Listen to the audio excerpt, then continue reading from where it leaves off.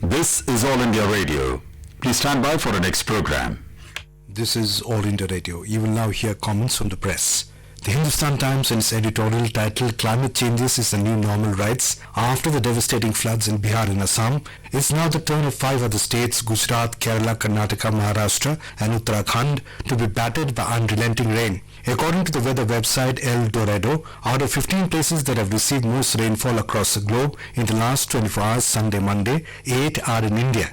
While such extreme weather conditions these days are usually attributed to climate change, there is no point blaming merely the phenomenon anymore for the fallout. Instead, it's best to accept such extreme climate episodes as a new normal and find out ways to minimize the impact. One of the key reasons why floods have a devastating impact on cities and towns is because the excess water does not have enough space to drain. This is because the stormwater channels are clogged with plastic and water sinks such as wetlands, floodplains or riverbeds have been destroyed by encroachments and excessive construction. As for how plastic increases the threat of floods, one needs to just see the photograph from Palakkad, Kerala that went viral last week. The photograph showed an area in the district full of plastic bottles and other waste materials that were brought back by the floods. The Indian Express in its editorial title in China's court says, over nearly 3 months the protests in Hong Kong have evolved from a movement with a specific thrust against a proposed law that would allow people accused of certain crimes to be extradited to the Chinese mainland to avoid expression of public anger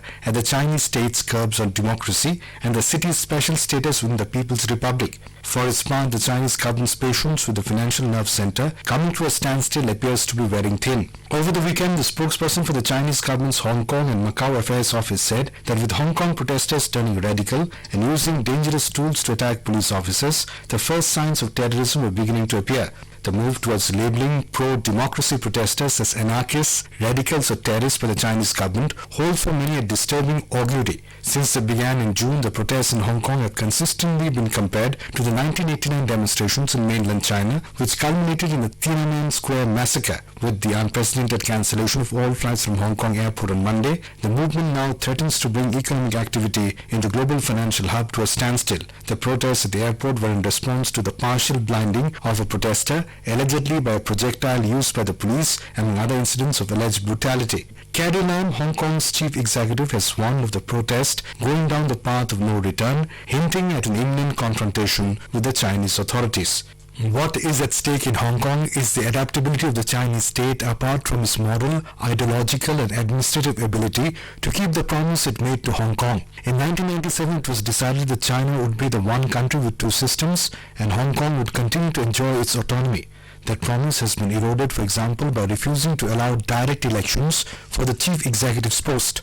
The Tribune in its editorial titled Jaishankar in China writes, admittedly, Foreign Minister S. Jaishankar had a tough task at hand in Beijing. China's iron brother Pakistan had already rushed to Beijing for a face saver after the government imposed restrictions in J&K to preempt any Pak-sponsored mischief before and after Parliament, running the reorganization of J&K and scrapped Article 370. On August 6th, making a speech in the Lok Sabha, the Union Home Minister had expansively announced that India had not given up its claim over parts of J&K, especially Pakistan-occupied Kashmir (POK) and Aksai Chin. Just an hour before Amit Shah rose to present his case, China had come out with a boilerplate statement that could be interpreted both ways. The diplomats had the work cut out to creatively engage with China so that its ambiguous statement could evolve into a tilt in India's favor. There's much on the plate China would be interested in, especially the prospects of massive contracts to bridge India's infrastructure deficit. In China, Jaishankar's counterpart Wang Yi, however, was upfront about his displeasure about Ladakh. He had clearly not forgotten the statement in Parliament. Jaishankar deftly conveyed the message that India had no designs on areas